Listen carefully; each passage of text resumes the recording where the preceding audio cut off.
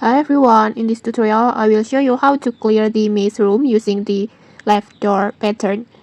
Just keep in mind the maze room has multiple patterns and it can be different on each server, so this guide is specifically for maze that start like this with the door on the left side and a small path or a small part sticking forward at the entrance. And once you see this layout, just enter the maze from the left side and then adjust words and follow the exact routes that I'm taking here. Don't rush and just stick to the path step by step like this.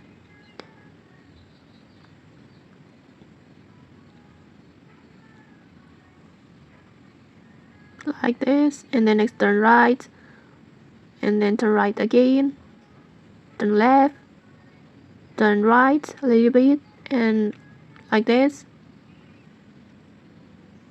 And then next just turn left.